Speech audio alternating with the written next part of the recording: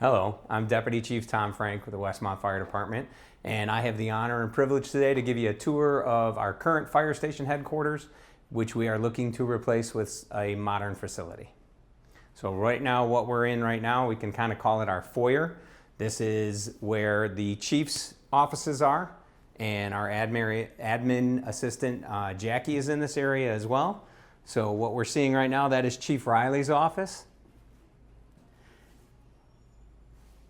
This is the admin assistant, Jackie's office in here. And as we spin back around, this is my office as a deputy chief. And then in this next office is the other deputy chief. One of the issues that you'll see that we have is we have office space, but we have no meeting space. So when we all get together, even just for the three chiefs to meet, we end up in one office. If we have people from the outside come in, we have to bring everybody into one office and bring chairs from the other offices in, so we have no meeting space. That's something that hinders us as an administration. All right, everybody, now we're out on the bay floor at Station 183, and I want to take you a walk around here and show you what we end up dealing with here. This is one of our engines, and you can see that it is fairly close to the bay door. So as the guys and girls come out on calls, they end up coming this way. And if they need to get to the ambulance, this is one of the routes that they'll take. I can show you down this way, in between the engine and the truck. When you have both doors open on the vehicles, they will pretty much touch. As the members are getting ready to go to a structure fire, you can see their gear on. They sometimes have to move out of the way of each other in order to put their gear on without bumping into each other. So what we do in the fire service is we always try to strive for efficiencies so that we can do things quicker but do them well. That's inefficient to have people grab their gear, pick it up, and move it somewhere. So that's one of the things we'd like to change is the width of our bays. You can also see on the bay doors, they're very narrow. And our vehicles, when this was built, vehicles were more narrow.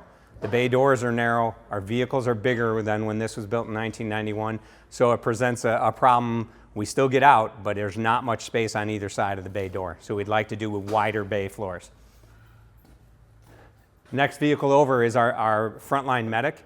This is the busiest medic that we have in town, but we have it far from where the guys and girls are living and sleeping, and we have to do that because of the way the vehicles are configured. This is the only place that this will fit, but again, back to those efficiencies, the best way to do this is have your busiest vehicle closest to where the guys and girls are living so they can get there quickly. And I'll take you around this way, around the front of the ambulance.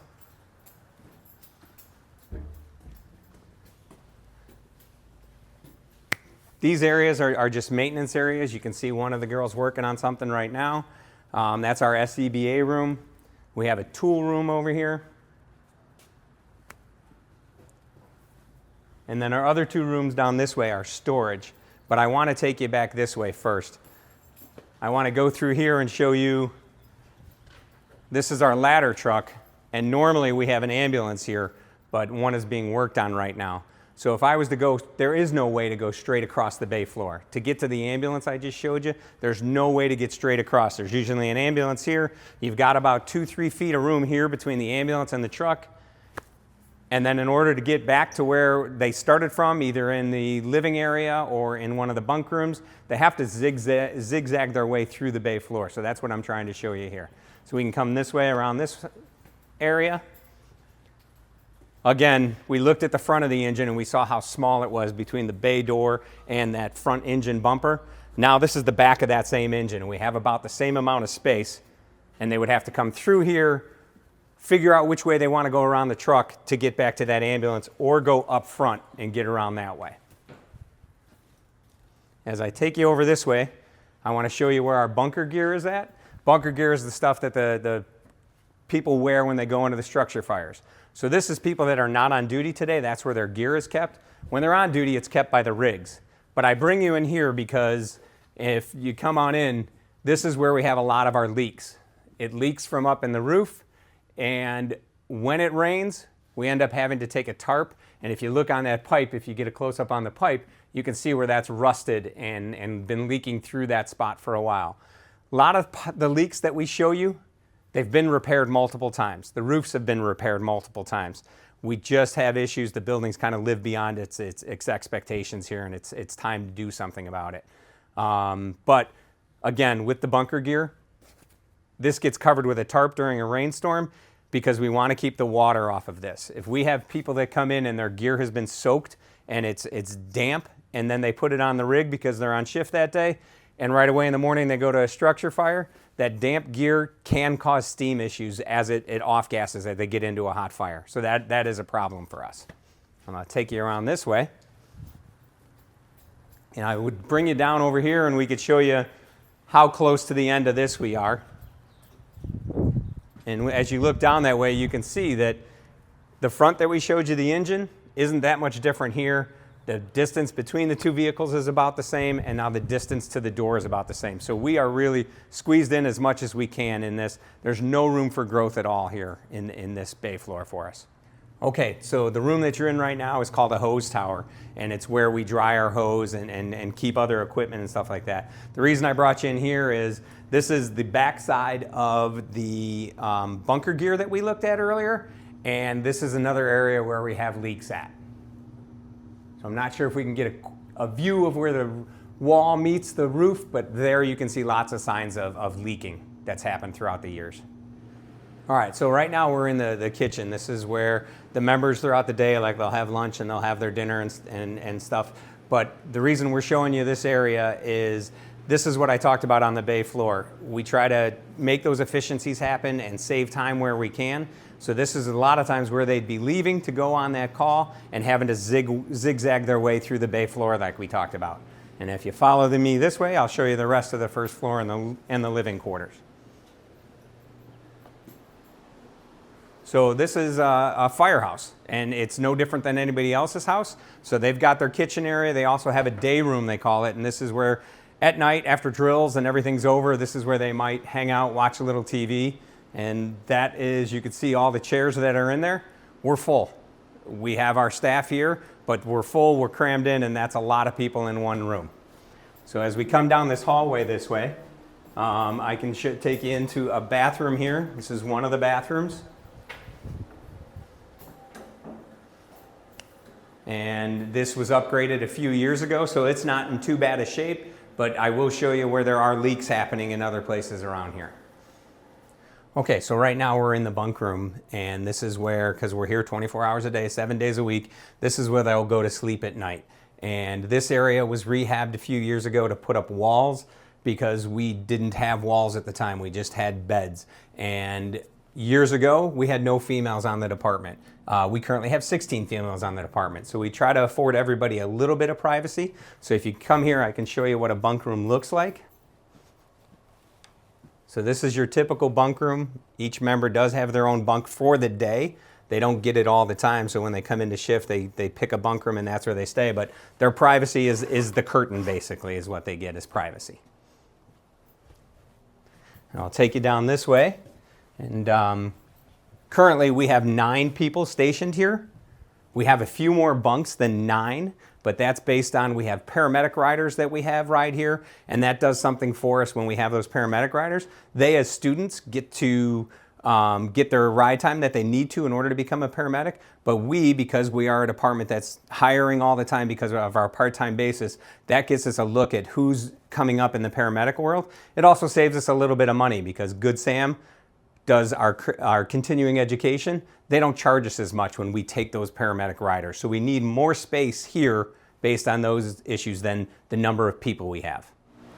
Okay, now that we've left the main bunk room, as we come down the hallway here, you can hear a fan going because we do have humidity issues and stuff like that from our constant leaks.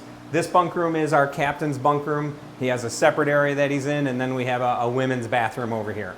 And we're gonna take you over this way. We have one more office. In this area, the crews will do EMS reports when they have to, and this is where their mail room is, but that's what we use this space for. And as we come out this way, we'll end up back in the front offices again that we started at. And next place we go is down into the basement where fire prevention is. All right, now we're in the basement of Station 183, and I'll show you a few different things down here. This office here is one of 3 fire prevention offices. This building was only built in mind of having one fire prevention person at the time that was here, but we have upwards of 7. We have 7 of them now, and we have to separate them into different offices. So this is one office. All right, right now down in the basement, we've just passed the women's bathroom and a men's bathroom down here. This is number 2 of our fire prevention offices. There are 3 people that are located in that office as well. That office does double duty as well. We have an EMS director and an EMS assistant director who also use that as an office when it's not being used by fire prevention. Coming down this way is our main fire prevention office, and one of the things that we have problems with is fire prevention has to meet with the general public to go over plans and those types of things. So again, just like up in admin, we don't have room to have a meeting room to sit and talk with somebody. It's all got to be done in the offices. So this is our fire prevention director, Neil Berkowitz. This is his office, but he shares it with his assistant, John, and this is what they're doing their plans on. So they don't have a ton of room to either have private meetings or have one-on-ones with any of their employees. If we walk over this way a little bit, this is our training division. So we have one director of training. This is his office here. He shares it with the admin assistant that works with fire prevention and training. What I'd like to show you over here, if you want to come in and look at it, all of these offices along this south wall have water damage. And these are ceiling tiles. They have water damage. Not a big deal, but we're constantly replacing ceiling tiles because the leaks, while they've been repaired over time, they usually come back and we're having to deal with those leaks all the time. I'm going to take you over this way. And this is also an area along the south wall where we have a lot of leaks. This is also our ADA non-compliant entrance. I'll take you to the ramp later on. You can see it out the windows there, but we don't have an elevator in this building. We're a public building. We're 2 floors big, basement and first floor, but we have no way for the public to get to the basement from the inside if you can't take the stairs. So our solution to that was they put a ramp in years ago, but that ramp is not ADA compliant. And when we go take a look at it, you'll see it's in disrepair, it's rusting, concrete is starting to spall, and that's some of the issues we have out there. I'll take you around this way. All right, everybody, we're still down in the basement. I'm going to take you into the mechanical room. And oddly enough, the mechanical room was serving double duty as well, as most of our rooms do. We have storage down here, but for a time, we had our workout equipment down here. We like to have our members stay in shape because firefighting is a physical thing, so we would ask them to work out every day.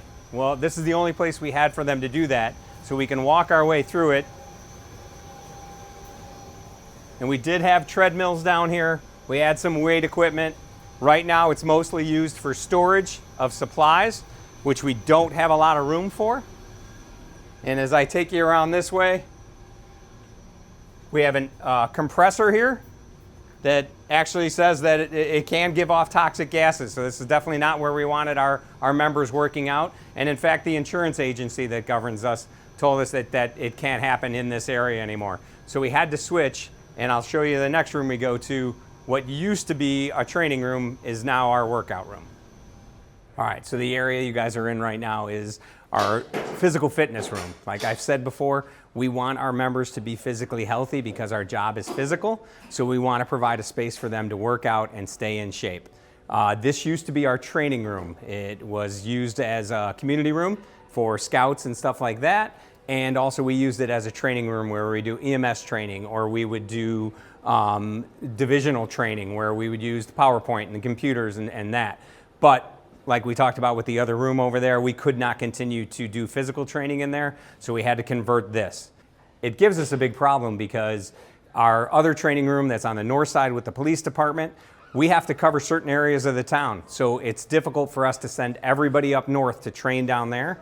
We'd like to have training happen at both stations, but it's difficult to do that with the setup that we have right now. All right, so now we're outside. We're on the south side of Station 183. And what I want to point out to you here, just above the red line, that area, when you lift the ceiling tiles on the inside, you actually see daylight from the outside. This area has been tuck pointed. Like I said, the building has gone over lots of repairs throughout the years that we've had it, but none of them have quite kept the water out for any amount of time. And that is a definite concern of ours. Another concern ADA-wise, this is the ramp that I was talking to you guys about. You can see when you look closely at it, obviously it needs a paint job, it's rusting, but the concrete is not in the best of shape. We've tried to make repairs over time to that. This should be ADA compliant, and it would be tough, I would think, getting a wheelchair up and down this, basically due to the steepness and the changes in grades between the different levels of concrete. So those are the issues that we have out here.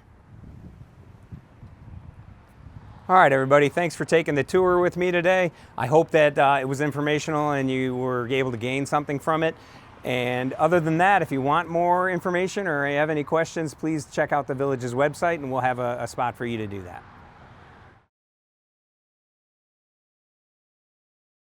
Okay, good evening, everyone.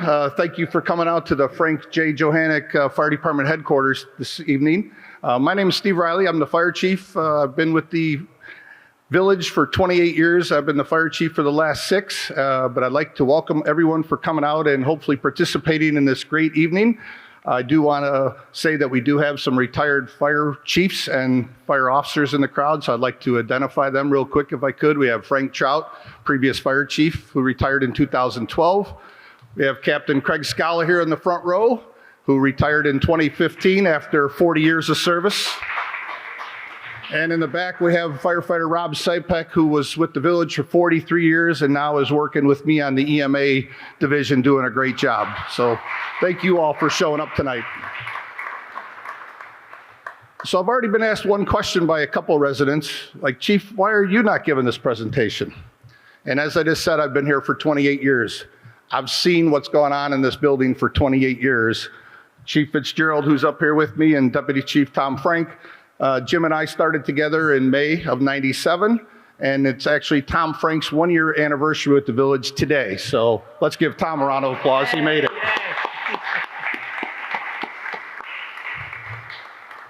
So when we started talking about this project about a year ago, when Tom came on, I assigned Tom as the project manager for this. And the reason being is Tom was a deputy chief who retired in Downers Grove after 30 years last year and came into the village here from a full-time department to a part-time department and actually saw what we go through each and every day.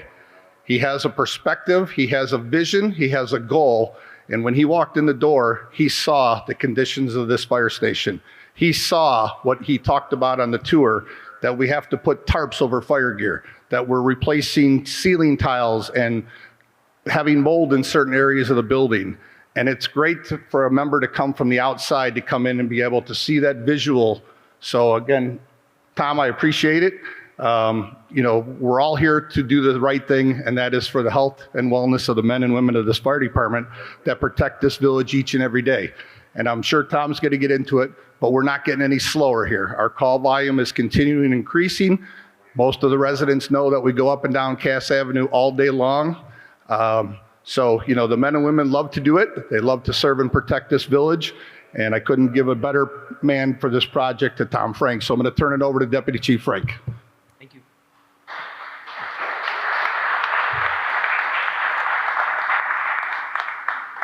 Oh, thank you for that. That was nice. And Chief's taller than me. So first off, because we weren't able to do it out there, I just want to thank Mayor Nero, the entire village board, and the members of the public. Great turnout for the members of the public. I'm very excited to do that, have those people here. In addition to the rest of the staff that was here. You guys, again, you'll hear me say it a couple of times. This project isn't just the fire department. Amy Rees from Public Works is heavily involved in it. Alan, Finance, is heavily involved in it. We tried to reach out, Virgil and Randy, every group in our village, we tried to reach out to all of them and get them involved. So I want to thank them for being here. You'll hear about them in a little bit, but Jamie Zura and Megan Hart, who I affectionately call Amy all the time, they're here from 845. They were our consulting group. So I just want to thank them for being here. Again, we're going to go back to my common themes for the evening. You're going to hear that this building is too small and we've outgrown it. And I'm hoping I showed you that on the tour. You're going to hear that there's repairs that are needed. There's water leaks. Those repairs are becoming repetitive and it's getting difficult to keep this building running. We showed you our ADA issues and our safety issues. And as the chief said, we're getting busier and busier as a department. Other thing that you're going to hear about us, we're an ISO 1 class 1 department. ISO is the insurance Services Office, and they're an organization, an independent organization that rates fire departments. We're a Class 1 organization. We're also an accredited department. There aren't many departments across the country that have both of those statuses, and we do it on a part-time basis. So there's very few that on a part-time basis have that status. But I'm going to tell you, I'm going to tell you a few more things before I tell you that. I'm going to tell you that we are Good Samaritan Hartman Award winner. That's the highest EMS award that Good Sam gives out. We won that back in 2023. We also are, we talked about accreditation, we talked about that. But what I will tell you, maintaining this high level of service is getting harder and harder when we're doing it out of the building that we're doing in, and we'll get into reasons why. I want the members of the public to know there has not been a decision made yet. We don't know what direction we're going.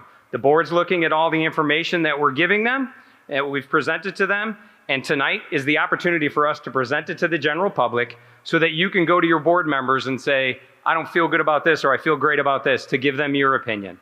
And from now on, we will get into our slides. Some of the things that we're looking to have in this new firehouse, we want adequate, safe space for both staff, fire, and administration. On the tour, I showed you guys how up in the admin area, the offices are smaller, but the main thing is there's no meeting area. There's nowhere to meet with a group in that office. Adequate space for equipment. Again, on the tour, when we came in and we showed you how we had to snake around and through stuff, that's not efficient. That's not helping us do the best that we can for the citizens here. Adequate space for training. Not only would we like to see most modern firehouses have some kind of training facility on the outside, not a big one, but just something where we can do forcible entry training or different kinds of training. We'd like to see that in a new space. But mainly what we need that community room. And I'd call it a training room because I'm biased to the fire department. I want it to be a training room. But I also we know that it's going to be a community room. It's going to be where the scouts could go. It also will be where different community events could take place in there. One of the things, this last bullet point I want to talk to you about, and I talked a little bit in the kitchen, and it's a passion of mine, firehouses are firehouses because those firefighters live there. And that is a place that has to be a decent place for them to not only work, but to recover from the work. We ask them to do things that not everybody is willing to do. We should have them be able to be in a space where they can recover from that type of stuff. If we go through some of our demographics. So I got asked outside, this building was built in 1991. There's been a lot of changes in Westmont since 1991. At that time, we didn't cover Mays Lake. Mays Lake is an area that has a population that is mostly older people. We weren't covering them at that time. In little known fact, Westmont has the most nursing home facilities of any city in DuPage County. The reason we point this out, in our medical facilities and nursing facilities, we have more that are coming. There's one that's opening up on Ogden, but any of these nursing facilities, medical facilities, they add to our call volume, and that's my next point that we're going to cover. 1991, our call volume was 1,253 calls. Last year, our calls were 5,516. And Chief Fitzgerald behind me can attest to, because he tracks all our calls, that we're on pace to beat that again this year. Westmont's not unique in that. Calls for fire departments are going up all over the place. The reason for that, we're an aging country. As we age, we need those ambulances more often. Westmont is unique in the fact the facilities that we have in town also increase the amount of times that our ambulances are getting called and our fire companies are getting called out. In 2001, there's a little bit different. We had a facility in the center of town that we used as a fire facility. We don't have that anymore, so some of those vehicles, and we'll show you in a slide later how that plays out and how that affects us, but those vehicles from that center facility had to go somewhere, so they came here. So when we snaked our way through the bay floor, some of that is due to the fact that we just have the 2 stations and not the 3. All right, so what I want to do here on this slide is compare how busy we are to other municipalities around us. We'll have a chart next that'll kind of really spell it out, but what I want you to know is all those cities in red, we do more calls than them. Our call volume is more aligned with a fire protection district, and the point we're trying to make there is fire protection districts cover a larger area a lot of times because they're not tied to just one city. They may cover several cities, but our call volume is in line with those areas. And you can see there, all those other cities that are near us, we do more calls than they do. I'm sorry, guys, I keep cutting in and out. I'm trying to stay by the mic. This is the slide that I'm talking about that really spells this out. And this was put together by staff and 845. And you can see Westmont on the top. We have 2 stations. The approximate square footage of our stations combined, our north side and this station, is 24,000 square feet. We do our calls at 5,516 last year. We're an ISO 1. We cover 8.5 square miles. We have 83 sworn members on the department currently. We have a total of 6 bays. Between this station and our north side station is 6 bays. This little statistic that they came up with is area call volume ratio.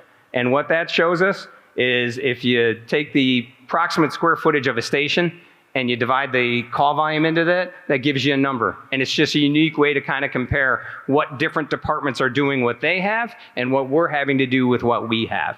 So you can see these 5 towns, they are all within 5 miles of us. They're right around us.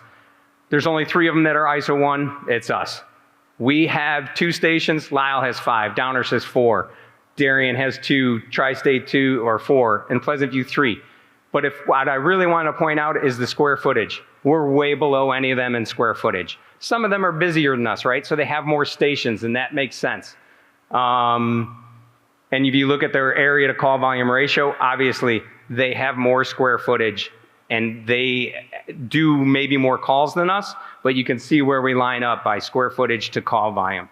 The 2 departments at the bottom, these departments do roughly the same amount of calls we do. So what we're trying to point out to you here is, you can look at the square footage, they're both at 3,800. We're way underneath that in the square footage that we have. Compare that to our call volume, which is the same as them. We're at 4.49. They're in the mid to high 6s. Now, if we do some changes here and we get more square footage, what the plans are that we're looking at, we end up somewhere in the middle of the road of those. And that's kind of where we want to be. We want to get better, but we're not looking to build this monstrosity of a building. We're looking to make sure that the men and women of this department can do everything they can to serve the citizens. And in the current setup we have, we're not doing as good as we can. So here are some of the things that we have concerns with. And some of this, I apologize, will be repetitive. It was on the tour, so we'll cruise through some of it. We feel we need 5 bays. We showed you how crowded we were in these bays. Current bay doors are too narrow. 1991, vehicles were smaller, and the bay doors were built in accordance with that. So while we can get out of these bay doors, they are narrow. One thing I'll bring up real quick, and I thank Randy for pointing this out to me, we had a sewer crack. If you look in the bay that's all the way to the left, we had a sewer pipe crack. Because our vehicles are heavier, they put more weight on this floor, and we cracked a sewer pipe over there. The repair was made and it was handled, but that's the type of thing that this building is having trouble keeping up with the modern fire equipment. Our equipment's too close together. We pointed that out. Our apron is too close to Cass Avenue. When our vehicles go to leave, not so much the ambulance, but the truck for sure and the engine, when they go to leave, they're barely out of the bay door when their bucket is on Cass Avenue. That's not a safe way to operate. They should be able to get out onto the apron, look at that traffic, not worry that a door may be moving down, and then proceed onto Cass Avenue. So the plans that we're looking at, we're moving the bays further back to help us with that. We talked about the medic being furthest away. That's not efficient. We talked about there not being any direct path and the inadequate space for the crews. That's where we showed you on the bay that the crews next to each other have to move to different spaces in order to put their gear on efficiently and safely and quickly because everything is just too close together. All right, again, this building was built in 1991. There haven't been any giant upgrades. We've replaced some windows, we've done some tuck pointing, we've done maintenance, but we haven't added on to it. We haven't done any giant upgrades. When this building was built, it was designed for a different level of staffing than we have today. As I talked about in the kitchen, we have 9 firefighters on every day. And then we fluctuate with the rest of our staff between chiefs and fire prevention. But there are days when we have 23 people in this building, and this building was not built to house that many people. We had no female firefighters in 1991, and out of our 83 members, we have 16 now. And we don't have the facilities here to safely and accommodate them. The picture up here at the top that I'll show you, That's a typical day. That's our 9 shift members. 3 of them are female. And like I shared that story about the bathroom and getting out for a call and how a line starts to form, and sometimes you just got to make a decision. Bathroom's not happening this time, I got to just go. We don't have real privacy for anybody in those bunk rooms. We do have some hazmat concerns. We'll talk a little bit about different ones, but in the living quarters, a modern firehouse, and our architects and engineers can tell you a little bit more about this, but out here we're heated with heat up at the top. There is not a mix from the furnaces don't heat this area, they just heat the living quarters area. But the problem that we have here, being an older firehouse, there's no differentiation in pressure. The same pressure that's in here is in the living quarters. So as soon as you open a door, any contaminants that are out here can move into our living quarters area. So that's a problem for us.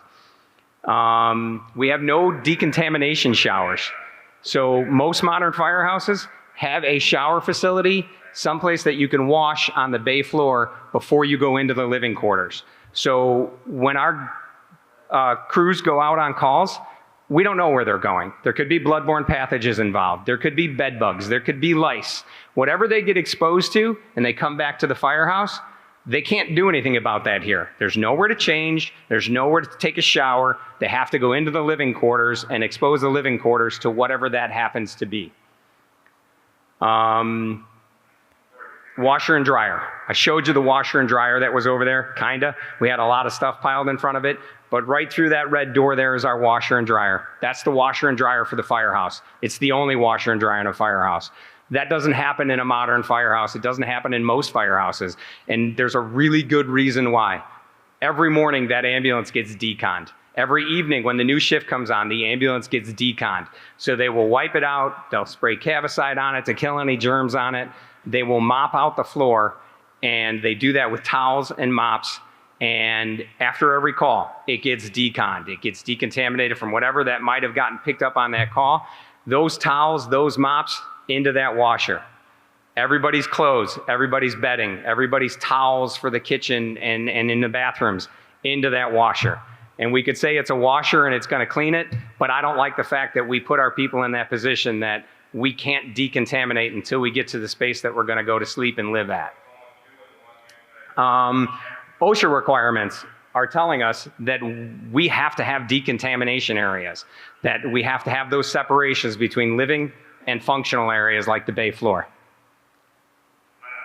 We've talked a lot about leaks. Multiple repair attempts have happened. You can see in this picture down here in the middle, that's the gear room that I talked to you about, and that's where we've had to put tarps up. Randy from Building Services showed me earlier today that he has to put a tarp upstairs in the hose tower to shed water in a different direction.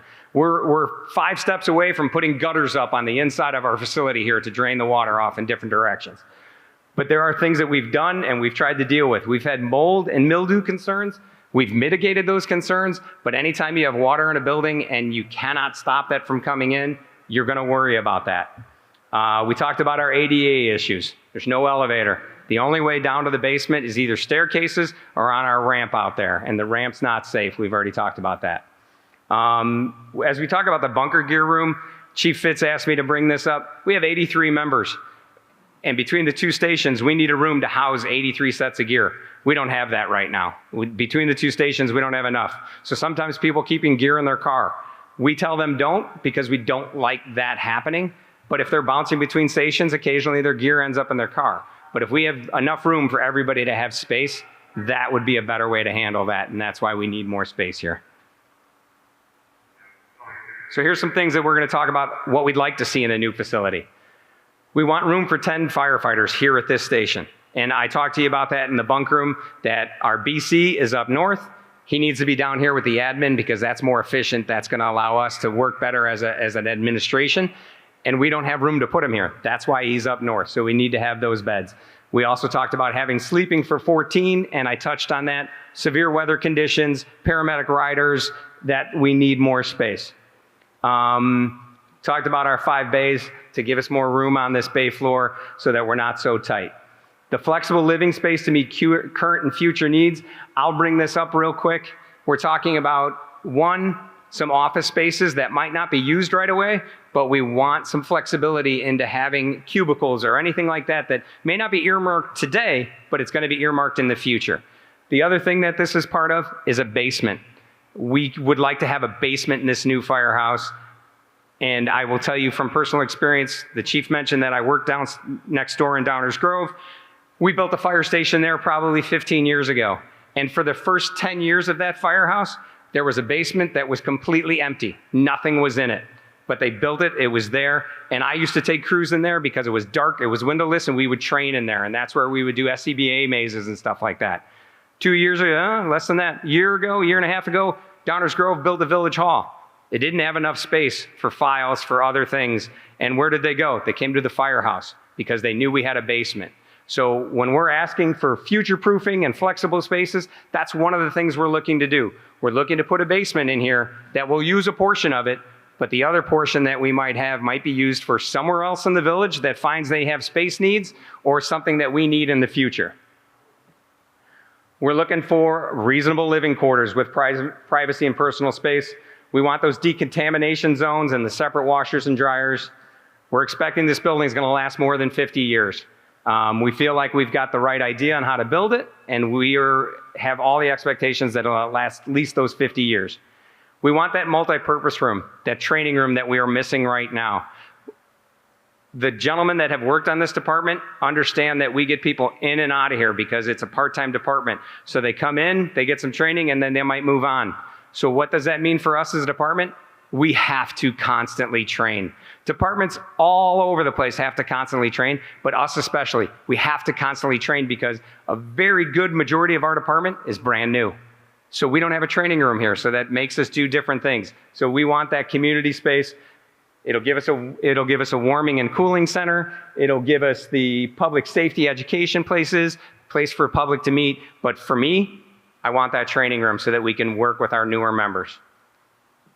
I promise you guys, I'm moving as quick as I can. I'm talking about a lot. So how did we get here? So I got on in May of last year, and right away the chief said, this is going to be your project. You're going to work with Amy from Public Works on it. And what did we start doing? We started reaching out to other members within the village, and we came up with a process, a competitive process to review construction and architectural firms so that they could come here and tell us what we were seeing was correct or not correct, or how do we fix it.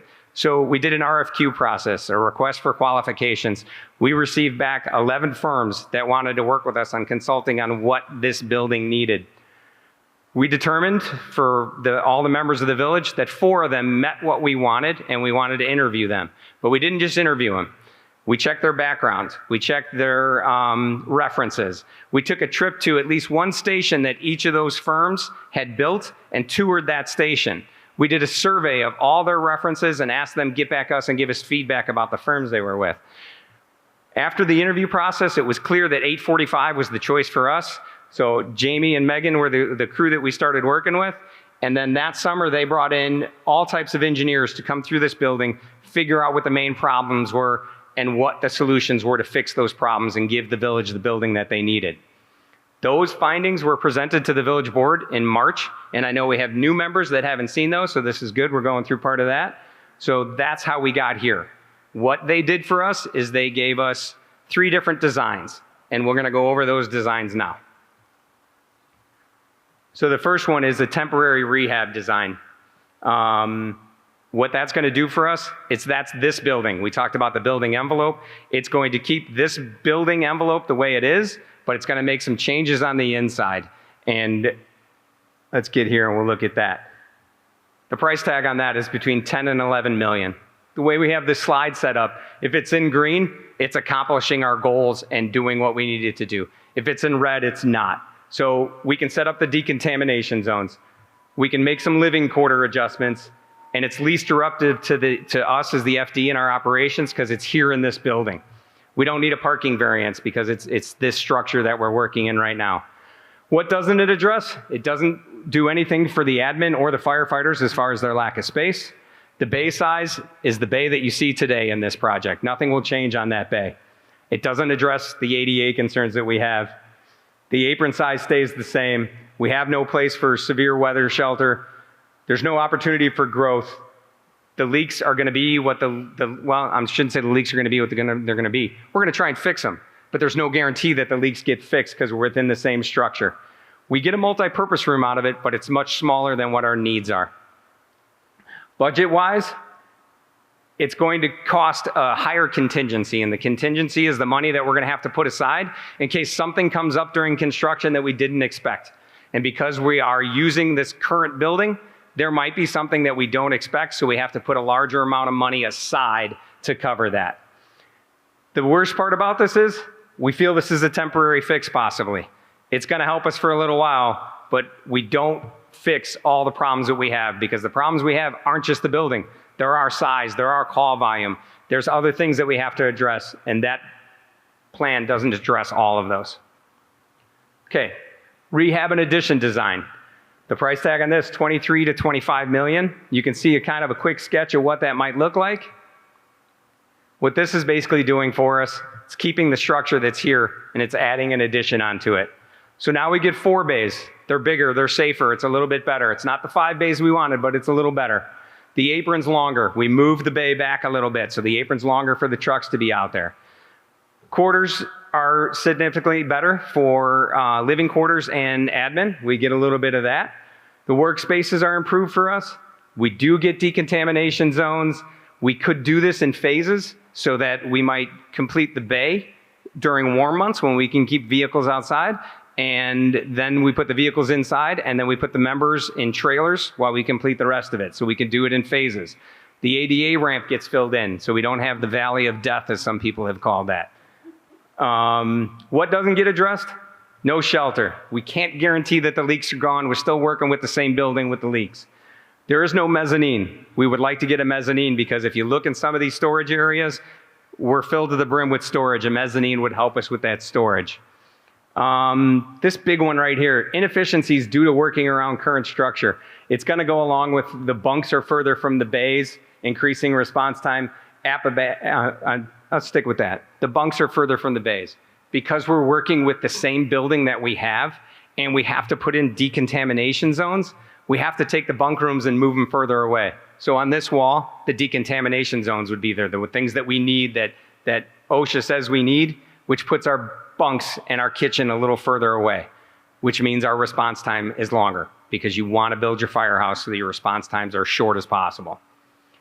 The apparatus bay is adjacent to the neighbors. We're right backed up to all our neighbors here, and we want to try and be good neighbors. This is the noisiest thing we do, is the apparatus bay.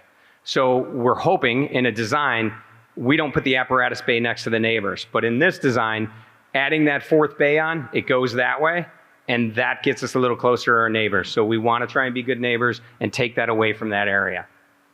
Budget-wise, we're still have a contingency because we're still dealing with the same building that we have.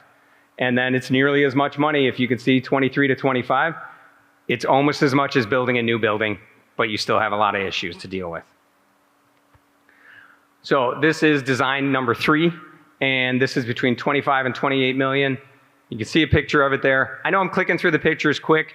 845 was able to bring the diagrams here, so afterwards, if you guys want to look closer at that and ask questions about that, we can do that then. So what does this do for us? There's a lot of efficiencies in this building because we're designing it from the ground up. So all these things that I talk about, we're going to put into that design so that the men and women of the department can do their jobs well and quickly and efficiently. We have the 5 bays that we are looking for because that's the equipment that we had, and those are our needs. The apron is big enough for us. The decontamination zones are there. It's ADA compliant. I'm not going to read through all of these. These are all the things that we've talked about the whole time. I will focus a little bit on admin and fire prevention, have places to do their business. It's not happening right now for admin and fire prevention, and that's a big thing that we get out of this. The bunks are adjacent to the bays so we can get out there quickly and respond. Budget-wise, there's less of a contingency on this. I know we see the price tag that we see, but because we're going from the ground up, we somewhat know what we're dealing with, so there's less of a contingency that has to be put into that one. We won't have any building leaks because it's a brand new building, so we're not worried about that. Additional considerations that we don't necessarily, I wouldn't put them as total negatives, but It is the most expensive design, but it gets us everything that we would need in a facility. The other thing that we'd like to point out is a lot of times when somebody builds a new building, they build a new firehouse, they go out and they buy land and they build that new firehouse because that's what allows them to continue to function. With the fire chief and the rest of the village, we're coming up with plans that whatever design we go with, nothing is going to change as far as response into the city. We are going to do things so that response to every part of the city is still covered. So we're putting this up there because we feel like we've saved $2 million because we didn't go the easy route. We did some hard thinking about how we can fix this problem. So we didn't just go out and buy some land. Does include $2 million for that basement and that second floor, but I think we can show how we need those things. And what we are absolutely going to do, we're going to continue to honor the history of this firehouse and this fire department. If you came in through the front, you could see we had a bunch of history stuff there. This is still going to be called the Chief Johannick Firehouse, and we are going to have an area that's going to be dedicated to the history of the department as well. We hanging in there, everybody? Haven't lost it? All right. So on this slide, we're almost there. This slide just kind of rounds things together. You can see our 3 different designs there. It tells you the number of bays, the square footage, how much that's going to cost, and the debt service. And I think Alan from finance explaining to me what debt service means. And what this means basically is what are we going to have to pay as a village for the year. So for the first temporary rehab, it's 0.8 million. Rehab and addition, it's 0.7. For a completely new facility, it's 0.8. Pardon me. And how are we going to do this? How are we going to pay for this? Well, we've already applied for 1 grant. We're looking to apply for any other grants that we come across. I'm going to a conference soon where I'm hoping to get more information on grants so we can start applying for those. We've reached out to Representative Caston, and he has worked with us. He not only is willing to talk with us about different ways of financing, he gave us a letter for our state grant saying that he really felt this was a project that was worthy of that grant. So we have high hopes that we'll get that grant to cover some of the costs. Most of the costs are going to be covered by a local sales tax that goes into effect in July. It'll cover more than the 1.8 in the highest one. And there will be no property tax impact, and there'll be no referendum based on what we have planned to do and what the board plans to do. So, to close this out, we as a fire department are dedicated to providing the best possible care for our residents. In order to do that, we have to give our members the tools they need to be successful. Upgrading this building is a huge step in that direction. We've involved members from across the entire village to work with us on this in order to get the best possible outcome. That outcome is not only going to be an improvement to the fire department, it's going to be fiscally responsible for the taxpayers.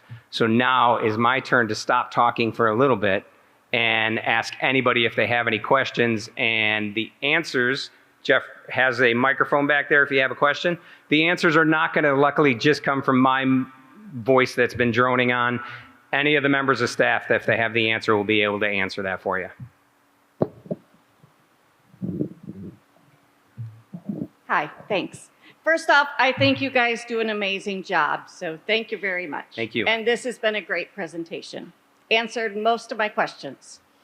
I actually have 2 questions, and one, and don't shoot me for asking this, but we have heard talk of the 3rd facility. Was there at any time a question of, would fixing this one up and adding the 3rd be a better option? And the other question is also more for the board, and that 1% grocery tax that I heard we're still going to be collecting, that the Pritzker had said not, can that 1% tax go towards this project? So those are my, and also I just want to state for the whatever's listening, that I think you absolutely need a hazmat and an ADA compliant facility. That was scary. Yeah. So to your first question is, we're always evaluating our responses, where the call volume is located. We have been spending a great deal of time up on Pasquinelli, which is our far northeast corner of our community here. So staff, these 3 have been talking that their possibility may need to have something up on the northeast corner. Mays Lake is up there. but there's up on Oakmont and Pasquinelli, we are up there daily for the doctor's offices, for mental health cases. So we're always looking at responses. Jim does a great job. He makes a heat map and shows where all the calls are happening. So we're always looking. This kind of goes with accreditation. They come in every 5 years to give us a big report card of our village, our fire department. And Craig and Chief Trout, who are in the audience, have done a great job. They were part of those first 3 or 4 accreditations, and now Jim's taken it over after I did in 17. So we're always evaluating everything. Accreditation, the Center of Public Safety Excellence is always looking over us and telling us what is our response time to that far northeast corner. And if we're not meeting our standard, we have to fix that. So we're always looking. That'll be something that we'd be taking to the new manager and the new mayor here in the very near future of what we may do in that northeast corner, or we may need to an auto aid agreement with the Oak Brook Fire Department. And then I'll let Mayor Nero, if you want to answer. I'm happy to address your question on the sales tax. So the Pritzker tax that you so politely called it, which I really liked, is our historic grocery tax that the village already had. So that was already earmarked towards the general fund. And what the state legislator allowed us to do was put that back after Pritzker took it away. So that cost the village plus or minus $1 million or so. So we reenacted that. It's completely separate of what this would fund. So the grocery tax has been done. That's just revisiting the general fund, what it was doing before Pritzker took it away. So that grocery tax isn't a part of this. There was a slide that referenced the new sales tax. So the state legislator also gave non-home rule communities the ability to enact a sales tax that was also taken away. And that's what we decided to do, the last board decided to do, if we were to go ahead with this. And as you heard Deputy Chief, that decision hasn't been made yet. That had to be done, that sales tax. So if we do decide to pursue this, we could start realizing those funds July 1, which would help us do that. So we're in a fortunate position because you heard it doesn't touch property tax. We have a pretty robust sales tax revenue stream, which would cover all of it. So I hope that answers it. 2 separate things. The grocery tax, Pritzker tax, separate. We've always had it. The state took it away. We brought it back once they allowed us. That's allocated to the general fund. This new sales tax, again, was allowed by the legislature for non-home rule communities, would be earmarked exclusively for this, if we decide to do it. And I'll tap maybe our finance director somewhere if I did everything all right. Sounds good. So that's all accurate. Hopefully that helps, but good question. He's coming around to you.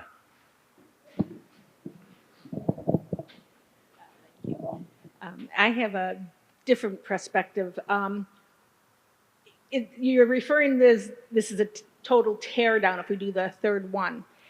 Where are you going to house the vehicles and our employees? Because they got to buy their vehicles. Yes. Great question, and we got a good answer for you. So currently we've been at 1 South Cass, the second floor. Administration and Fire Prevention Bureau would go into 1 South Cass. The whole second floor, north side's wide open for us. The ladder truck would go up on the north side. The medic will go to Public Works and run out of the wash bay there. And the engine will either remain on this site running out of a trailer, or we may run out of the cold storage building at 328 South Wilmette. This way, we're always keeping ALS plus water on the south side of town. We have to cover the south side with water. The employees would be at those locations. The ambulance would be at Public Works. They would use their kitchen. They would sleep at Public Works. The tower is going up north. There's enough beds, and we'd make part of the EMA where Pat is downstairs. We'd add 3 bunks down there to make it feasible for them to sleep and run out of the basement of Station 2. And then this engine would run out of a trailer. And a trailer, and you look at a trailer has bathrooms, it has showers, it has a living quarters, it's pretty big. And we did get that price from the 845 group of what that would cost for the 14 months of construction. Sure.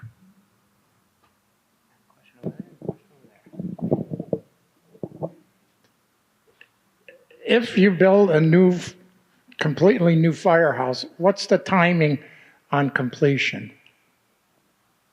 So I'm going to look at Jamie and Megan on that. And we talked about construction, right? Was it 16 to 18 months?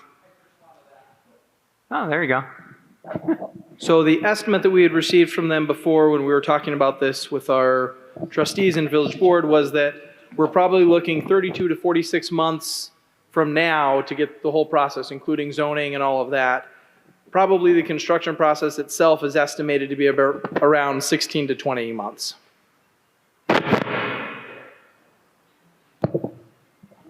Well, she asked one of the questions. My other question is the 1% sales tax. If it starts in July, how long is it going to take? Because 1% is not a whole heck of a lot. You know, and if you're talking about 25 to 28 million, are we going to be in debt to that before this is completed? That's one. And then the other one is, I was asking how long it was going to take. So thank you, Spencer, for answering that. And then, so they will tear down this whole complete facility. Now, for the one that's the 25 to 28, it seems like this property is small for that size facility. It just seems like it's small. I don't know. That's just a question. I can touch on the size real quick. Where we have our fence line over here isn't our property line. It does go a little bit further. So what our consultants have done, architects and engineers have done, they've looked at all that. They've had site plans. So what they've shown us will fit on this site.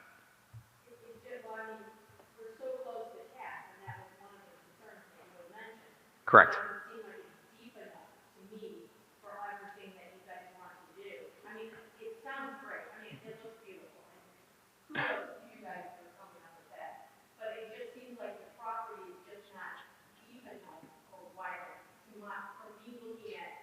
Right, understood. While the building itself may still be somewhat close to cast, the bays are going to be pulled back. So that problem that we have with the apron is solved by those two designs, that we'd have more room on the apron. And Jamie, you want to, or Amy, I did it. I looked right at her and I said Amy. Megan or Jamie, do you guys want to touch on that at all?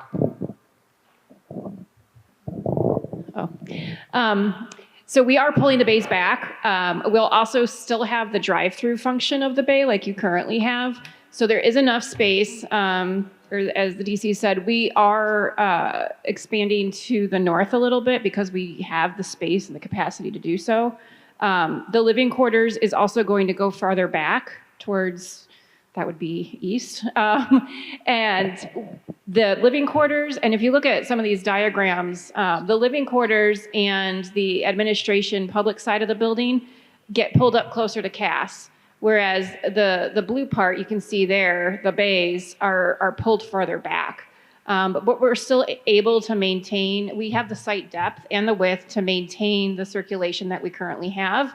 One thing that is a limiting factor to this site is we are going to maintain the current entrance to this site because we have kind of the fuel station next to it that we're not disrupting.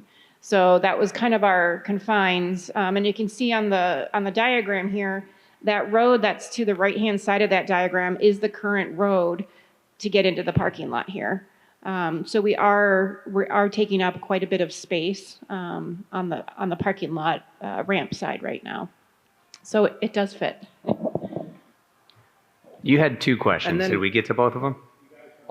I can cover the next one. Right. So you had asked about debt for this. And so the way this would work is it's pretty common for municipalities when we're looking at long assets that will last a long time to get a municipal bond for that. And so we can do that and we'd be able to get that bond. If you go a couple slides up, it will kind of talk through that debt service. So on a 20-year bond, this is the amount that it would cost. So to do the new facility, it would be about $1.8 million a year. The sales tax increase that we're doing that goes into effect July 1st will be generating about $2 million a year. Originally designed for any infrastructure needs the village had, and this is a great use to put it to be able to provide this facility. And so we will have it. The bond will be paid off in about 20 years. And previously we talked about how the construction is hopefully designed to be, targeted to last about 50 years. So the building will still be going on long after our bond is done. Can I ask, in the design phase and everything, what is planned to make the buildings as efficient as possible, whether it's solar energy? Are there plans to put in charging stations and that for the fire department staff and everything that may have electric vehicles, or even future electric vehicles for cars in the fire department? And what energy efficiency things are planned in the building?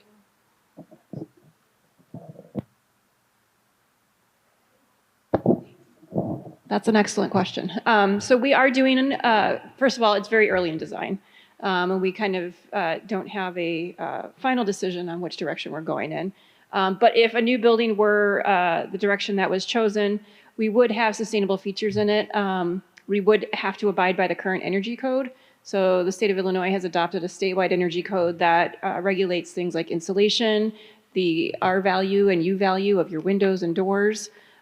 There's also best practices to follow with a fire station, and just, it is a home. So we want to make sure that the people that are sleeping here, eating here, living here have healthy air, have healthy systems. As far as charging stations, I don't think we've gotten that far yet, but those are all great discussions to have at future community meetings for sure. I want to bring it up because a lot of times when it gets to the public and we bring these things up, it's too late in the design process. So We're not there yet.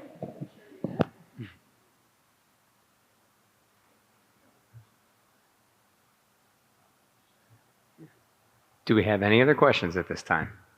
We have a couple up front. Oh. I just want to go back to the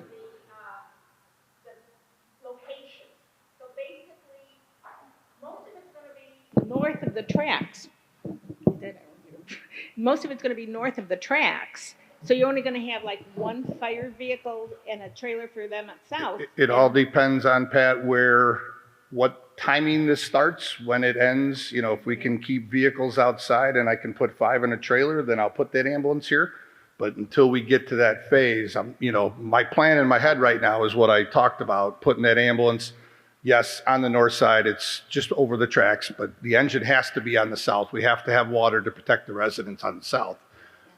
ALS is important, advanced life support responding also. But we have to see when the design comes, the timing of the whole project. If I can put 5 in a trailer, we'll certainly do so. So, there's a lot of planning, but that's the planning without spending additional dollars to rent space like we did with the Station 2 up on Plaza Drive.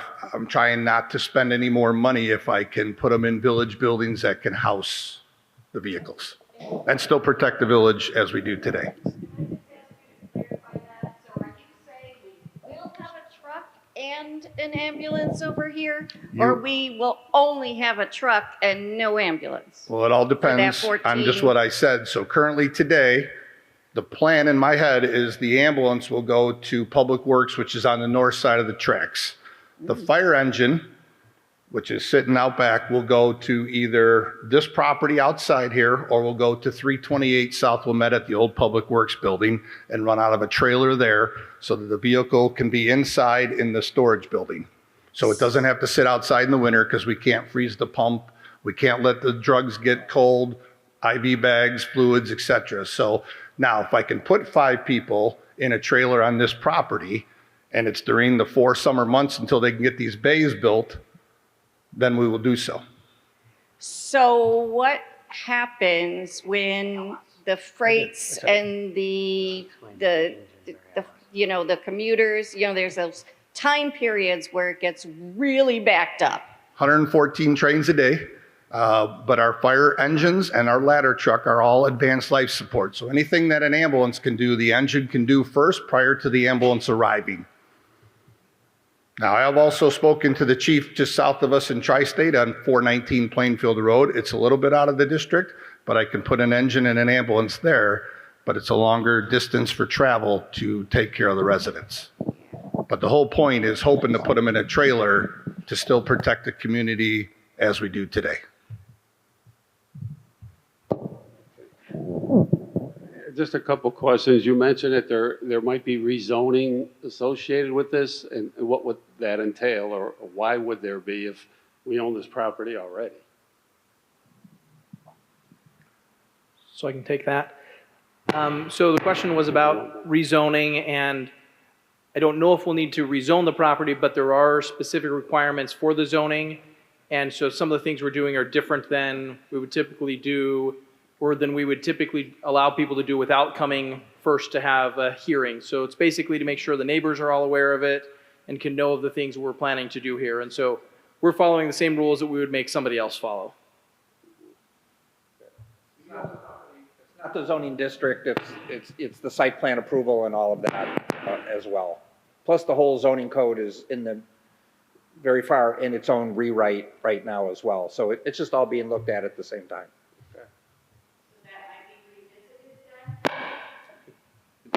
Perpetually revisited.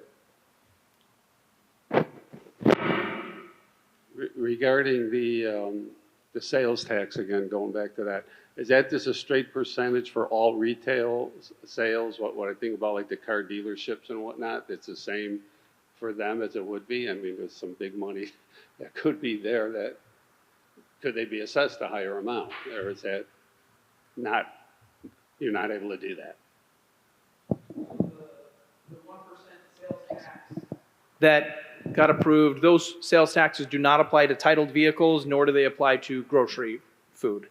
So it's based on what the state legislation is. And so those extra taxes don't go to vehicles or food or drugs, medicine. Thanks for qualifying that. Yeah. So more or less general merchandise, right? Yep. Yep.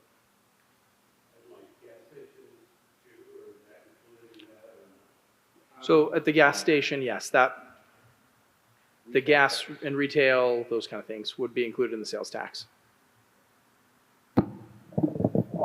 Is the cost for the 2.5 or the 25 million to 28 million at current building material costs?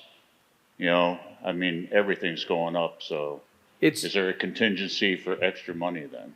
So yes, there are contingencies, and it's also been projected up to be future costs because we're not going to be building it this year, and so they've already built that into account that the costs will go up. They always do, like you said.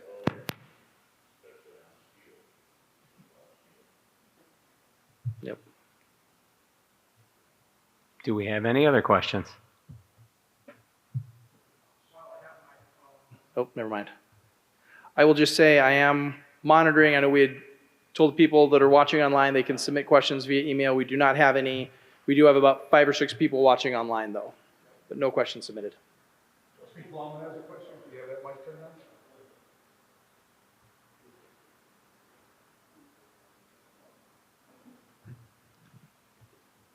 Have we also considered our north facility? Is there anything that they're missing? I mean, since you're planning on a whole new facility here, is there something are there cross usages that we could, like you talked about some public spaces or talked about some training areas? Is that open? Like, are there things missing in our north facility that we could incorporate if we're going to restructure and redo this that might be cross usage? Do you mean like something that we don't have there now that we would need? Correct. Like you could take the benefit of now of building a new facility and incorporating, because I'm sure you're going to be using state of the art equipment and, everything's going to be new and updated. Is there something kind of that we're lacking up north that we could facilitate here? It's an older building as well. It's not as old as this one. The training facility that we're in is tight and small, but it's the space that the space is, and it's functional for us right now. I don't know, Chief, do you have any thoughts on anything that you would add? Well, obviously, as the chief talked about, it doesn't have any of the hazard zones, decontamination zones. We're washing the same bunker gear up north with the shop towels, bath towels, et cetera. So there are a lot of things. That building was built in 1996. The fire department only has a little portion of that, but we do have a training room in the basement. It was very important to me after reading all the reports from IRMA and OSHA and accreditation about not having our members working out in a boiler room over the past decades. So I made the decision and asked the manager to change this training room into a workout facility for the mental health and wellness of the men and women. I think that's been a great job. They've loved that, but obviously we are now hiring new firefighters that don't have as much experience or need a lot of training. So I concur with Chief Frank that we need to get that training room back, even though I requested to get rid of it. But we do have a small training room up north that gets pretty tight. We have an EMA room for the emergency management as I'm the director. We meet monthly up at Station 182, either downstairs or up in the police department training room. So there are a lot of other things that we could use, of course, but right now we need to start with one station, get this going as a part-time department, running over 5,500 calls, and we're probably going to top 5,800 this year. We need to start, I'll say small, even though it's a big price tag, but we need to make sure that the mental health and wellness of the men and women that serve the community each day are getting what they need to, mental health, wellness is tough right now across the country. And it's tough in this department. We have 428 North Cass. We have the health department at 422 North Cass. We have a couple of facilities up on Oakmont Plaza that we are taking patients day in, day out. And that starts the more call volume and less sleep for my people put a damper on their situations too at home, and the ability to function or work a 48-hour shift gets tough. So I'd like to start with this station and then obviously down the road. Thank you. So what is the typical bunkers look like today as far as would women have their own area and men have their own area, or showers, or how does all that work? And what is a tip? Because what I see here is really not a lot of privacy, not a lot of, I don't see how you could be comfortable in conditions like that. Yeah. Typically what you see in most modern firehouses now is you'd have a main hallway and you'd have numerous bathrooms there, like 3 or 4 bathrooms, just say. And then for the bunker rooms, they would have an area that was an actual door on it. And that's would be where they sleep. And there might be a desk in there. But when they go and shower and stuff like that, that's in a different room. There might be a locker room where they get their clothes. They go into the shower room, do everything they need there. And really pretty much in that private bunk room area is just for sleeping and maybe reading or studying or something like that. But it is a completely separate area with an actual door on it. Does that answer the question? Yes. Yeah. If I could reach back to your question about coverage and where people will be, and the 3 of us are talking about it. Our engines being ALS, we deal with that train track all day long. Our ambulances are super busy. So there's numerous times throughout the day the ambulances are at the hospital and we have to wait for an ambulance to come from another town. The engines have paramedics. They arrive first. They begin the care. So even if we had to place the ambulance at the Public Works facility, we still have the engine on this side of town that's taking care of your patient.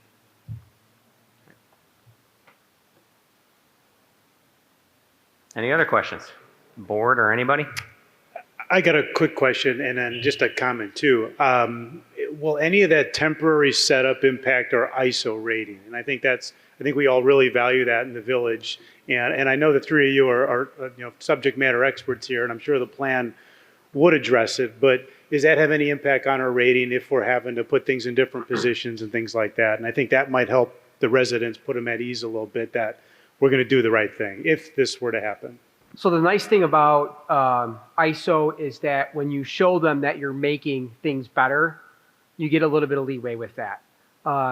We would provide them our documentation over a 3-year period, and then we would tell them you're going to maybe see a little difference in the call responses in this time period. And then they would look at that time period. For accreditation purposes, they would look at exactly what we're doing, and they would applaud us for making the changes and keeping up with the OSHA standards, the clean rooms, the dirty rooms, the dorm rooms for sleeping areas. All that stuff comes into what they're focusing on now, which is mental health.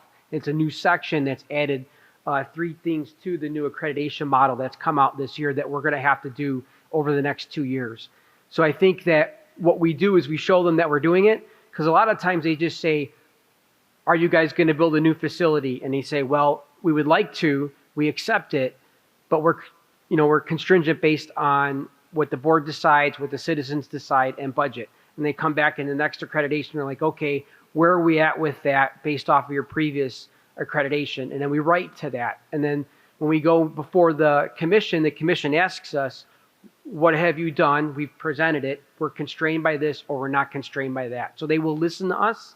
And when you're progressively moving forward, they see that, and that doesn't really affect your rating either in ISO or it doesn't affect your rating in accreditation. They actually look forward to that type of a progression. No, I appreciate that. And then my other comment is really for everybody here. I know we've been asking for questions, but I'd love to hear feedback and suggestions or maybe different initial thoughts you have. And I know everybody here would. And if you still want to think about it or you're just not comfortable in this venue, please tell us. We want to know. I mean, this is all of our commitment to over communicate. We've all seen the issue. We heard it firsthand. And rather than just making the decision like maybe some other entities might, we want to hear from you. Maybe there is a better way. We don't know. These are the three options that have been presented to us. And so I'll leave it at that. Please, now's a good time, or, we'll be here afterwards too. Many of you know how to get a hold of all of us.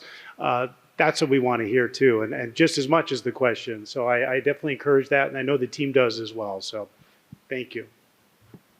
Just to add to that, Mayor, obviously, this Thursday, May 15th at 4:30 is Fire Public Safety Committee meeting at Village Hall. So this is the only topic on the agenda, again, to get your feedback from the residents, gets the board's impact, and there are opportunities to ask us more questions. But we welcome you all again, May 15th, this Thursday, Village Hall at 4:30. Is there any?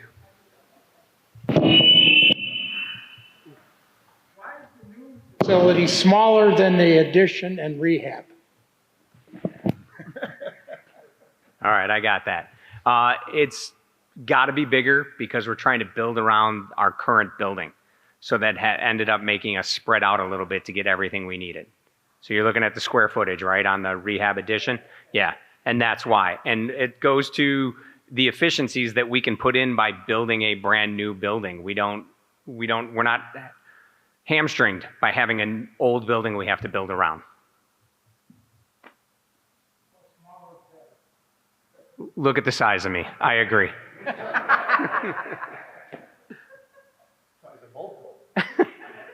10 feet of the best firefighters you'll ever find right here. Sorry, me again. The first one isn't real smart. It's just I don't quite know the answer. So a lot of those calls also are, as you said, for the nursing homes. And not all those residents, of course, are shopping at the groceries and, So how is this fund affecting the nursing homes? Or how are you getting funds equal? How is that being calculated, I guess, is how I'm asking that.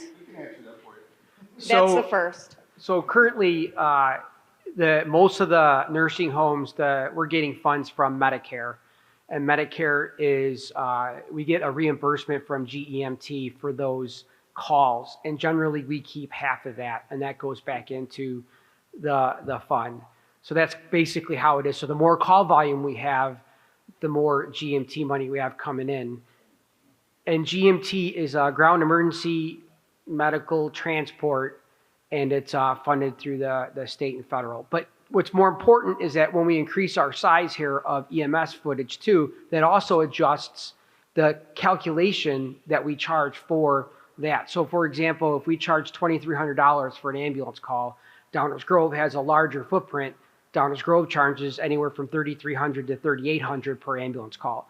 So there's a difference, right? If we had a higher cost for firefighter paramedics, then we adjust that on an annual basis as we do that calculation with finance and with the state.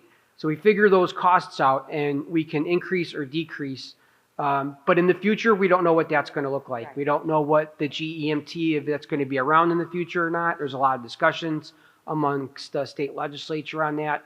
I'm kind of up to speed on it, but we may have to adjust some of that in the future, and we may come back to the board and say, we may have to adjust our ambulance fees here and there in order to absorb the cost of just firefighter paramedics in general, because paying people is going up and competitiveness is going up, and paramedics are not a lot out there right now. So that's probably a bigger concern sometimes more than a facility, in my view, but I hope that answered your question.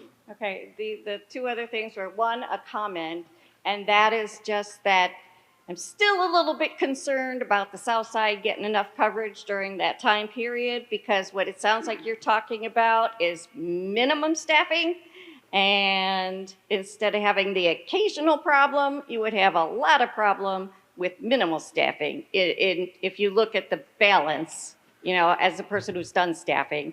And then my last question was going to be, when will you be revisiting this? Or are you making the decision tonight?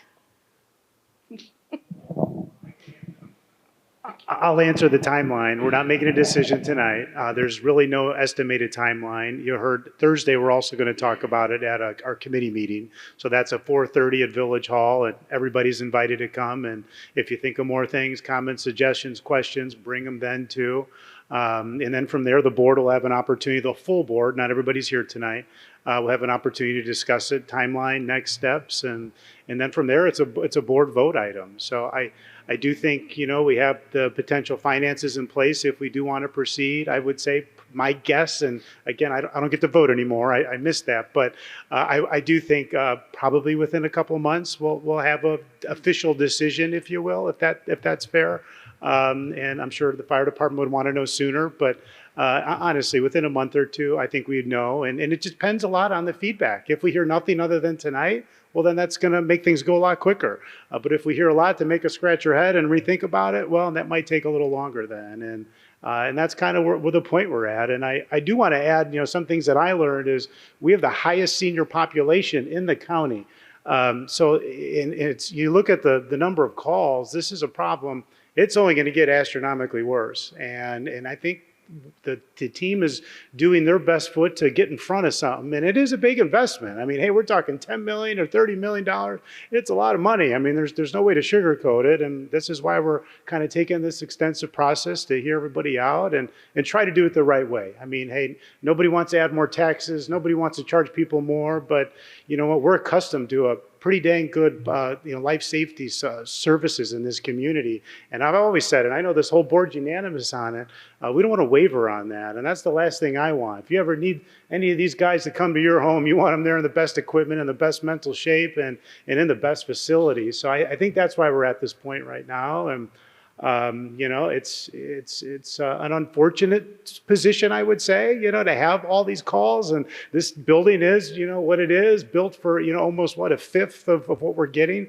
That's a big impact. And, you know, and what I learned today is these folks are living in here, and, you know, the musty smell, the leaks, you know, you hear it from a boardroom. It doesn't really impact you as much as when you're walking in here and seeing water dripping on the gear that you're going to someone's home in a fire. So I think it really hit me home, and I know it has for all of us, but I just encourage everybody, just share what you think. We're in this together. This isn't a board decision.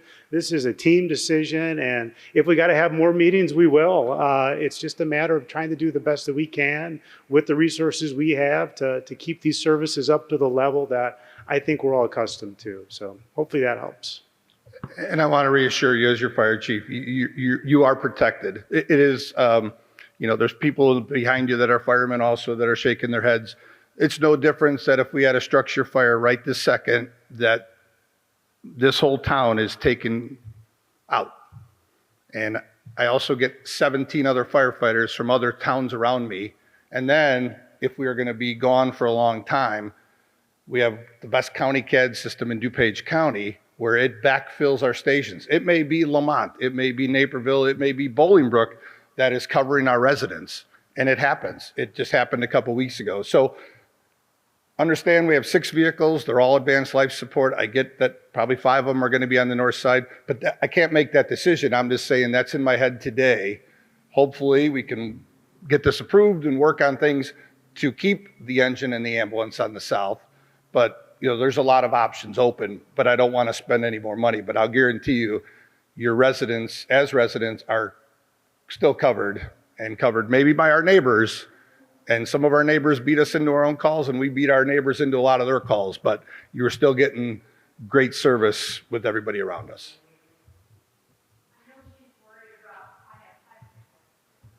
I know she's worried about the fact that she's worried about the fact that these residents on this side won't be taken care of. Do we have a percentage of how many how many incidents are on this side a year versus the north side? Maybe that might ease your, So it's very close, actually. The difference each year is about 30 calls, and it could fluctuate north or south. That's how close it is. So if we used to have the firehouse in the center of town that used to cover Westmont and Clarendon Hills when I first started, and that went away. Again, our response times are within the accreditation and the ISO limits. So we're doing the right thing. We're in a good situation right now, but our ambulances are busier. Our nursing homes are really busy. The shortage of paramedics is continuing to put a strain on the 911 system nationwide, as you've heard.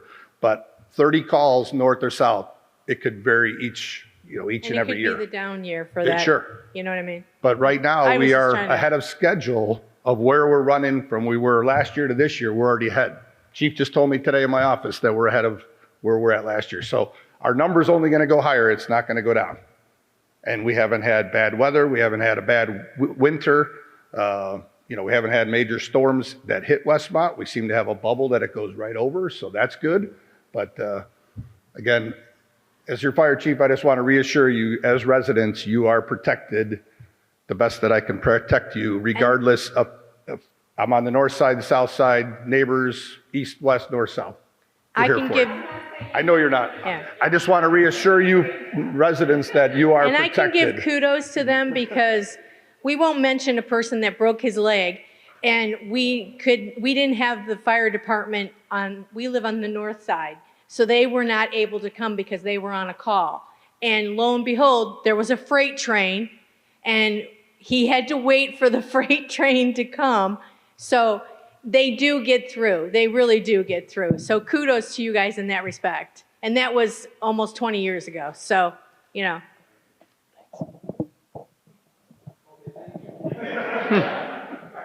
So I have one question.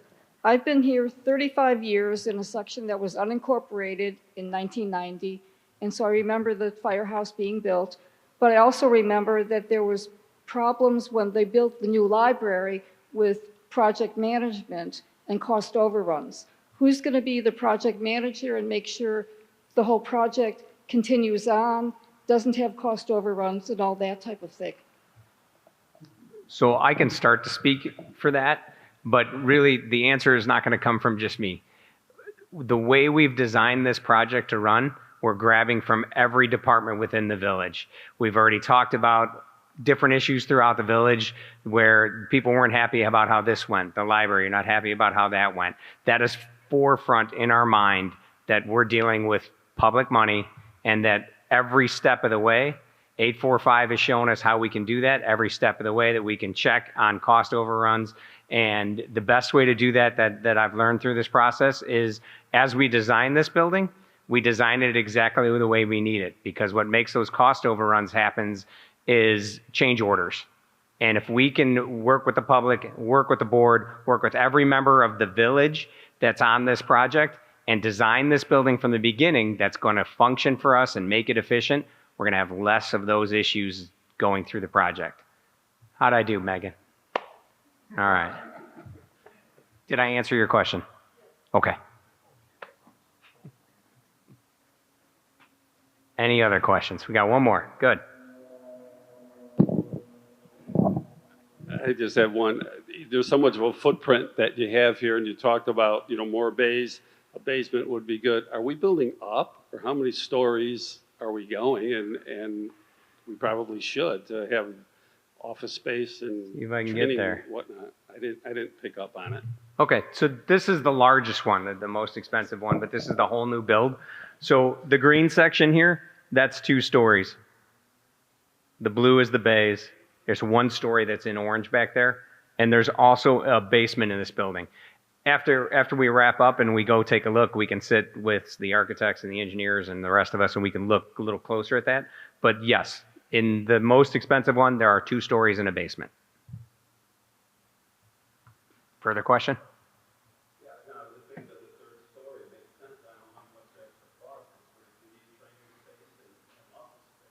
I love this guy. I think.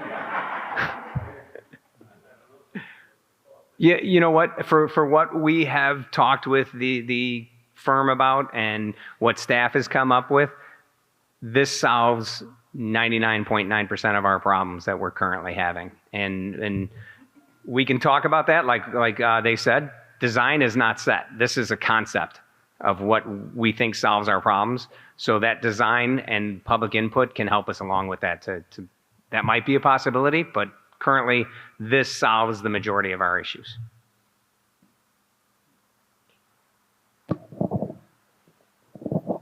You mentioned about getting input from the community and that. What input has the fire department staff given to this project for the people who work in this facility and the people that work in the other facilities? And how are their comments incorporated?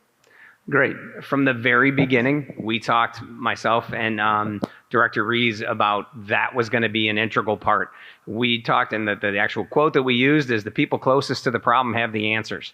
So we already have a committee that's from all ranks of the fire service, or fire department, and they've already met with us. They've met with the design team, and they've looked over the options, and they're not part of this meeting tonight. But once we get into the design phase, they are going to be integral to the part of it. A few of those people have construction backgrounds as well, so we're looking forward to input from them.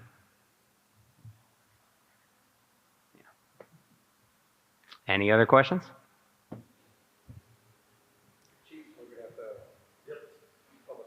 Yep. Okay, thank you. And there are no public comments on the people watching. First off, I want to say thank you to everyone that came out tonight. It was a great tour, great presentation. I want to ask any of my fellow trustees if they have any questions that haven't been answered. Okay, thank you. I do want to invite everyone out to our Fire Public Safety Committee meeting. It's 4:30 at Village Hall. And on a special personal note, I want to thank Public Works, Finance, the Fire Department, all of our village staff, administration, because we've all come together, and this is something that we know that we need to research, and I want to say that we do want to keep our residents involved. Personally, for those who don't know, my father was Frank Johannick. This is his fire station, so this is very true and dear to my heart. And I just want to make sure that we're doing everything feasible to make sure that our first responders have what they need, what our residents need. And please, if you have any questions or comments, you're more than welcome to come to our Fire Public Safety Committee meeting. And then also you can reach out via email or with anything. So I do want to say thank you, everyone, it was a great presentation and a great tour. With nothing further, I am going to ask for a motion to adjourn this meeting. Motion to adjourn, Barker. Second, Scales. All those in favor? Thank you very much, everyone. Thanks, everybody. How do you think? You too. Well done. It was great having you.